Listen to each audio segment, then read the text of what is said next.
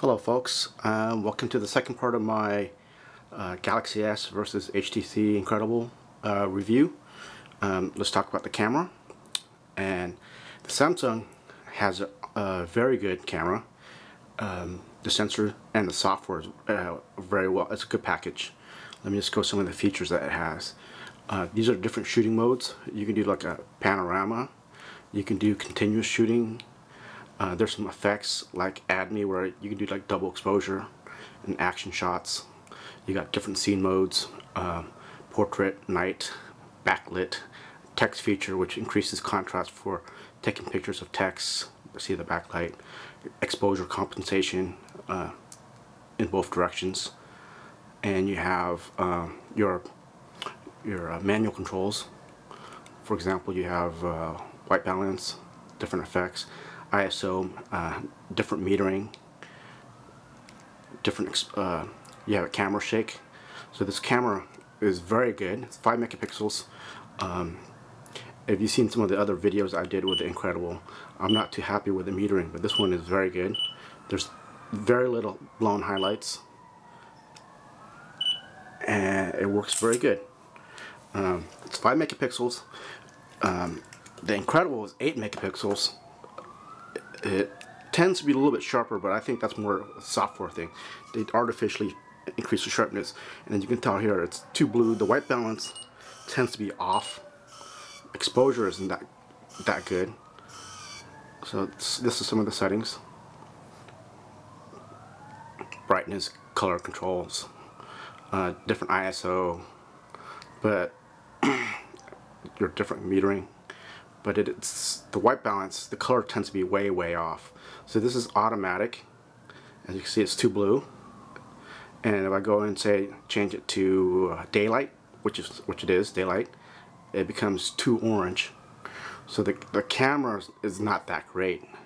They both do 720p now, and again, if you've seen my other videos, the Incredible is pretty bad at HD recording. It drops frames and records at a 3GP MPEG-4 format, whereas on the Samsung you get H.264 like you do on the iPhone, and it's very smooth. 30 frames per second, a good audio codec. So the Samsung's Samsung's camera and camcorder is much better than the Incredible. For example, in video, one nice thing is you can pause footage, then film something else, and hit record again, which will make the footage continuous instead of individual clips for each recording. So the camera on the Samsung is, in my opinion, better than the HTC equivalent.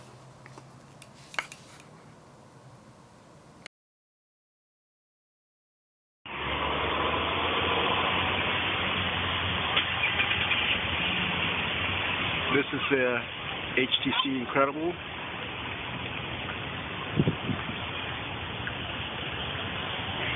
With matrix or average metering.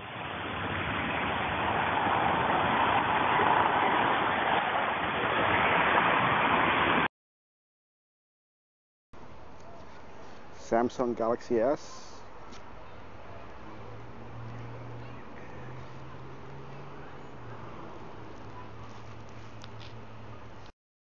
This is the Samsung. The metering is good too. It works very well. You can't readjust exposure like the iPhone, but it works good. It records in H.264. It's the only Android phone that does H.264. You can see I'm trying to change exposure, and it reacts very well.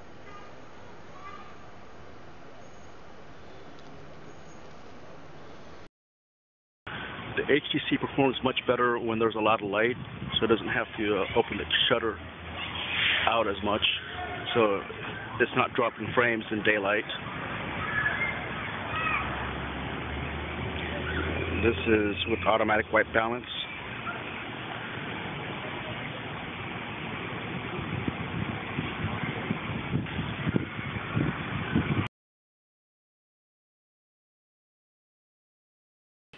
Okay, folks, let's talk about still performance. I want to try to be objective as possible, so I'm going based on certain metrics, measuring histogram, tonal fidelity, color accuracy, and exposure.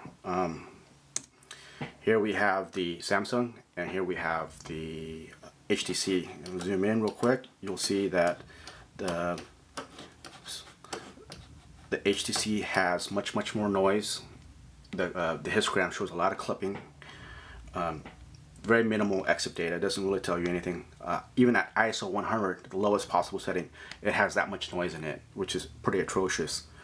I'll show you some more examples. Again, see the noise in the 8 megapixel sensor, and at ISO 100. So I'm giving this camera the best possible setting, and it still comes out pretty bad. In this example, you see some major exposure issues, blown highlights with the white rice, whereas the Galaxy S performs admirably, no problems whatsoever. Here's another image. Again, ISO 100. You figure the camera can adjust the shutter speed, but again, blown highlights, and you can see this blue bar right here. Major clipping. The HTC is just the camera, I think, in my opinion, is very bad.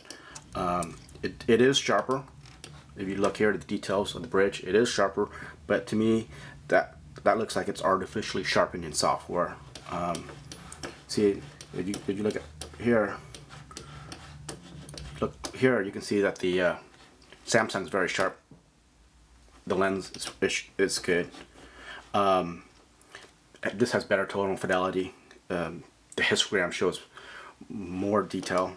This one is just too extreme in terms of clipping. See, extreme here, and hardly anything here, versus the Samsung. So the Samsung is, in my opinion, a better still camera than the HTC cameras.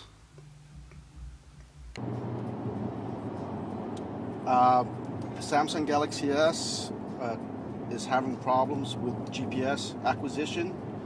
It can't seem to lock onto a satellite, and when it does, it fades out. The Incredible is not having any problems whatsoever. So I guess the Incredible wins in this respect.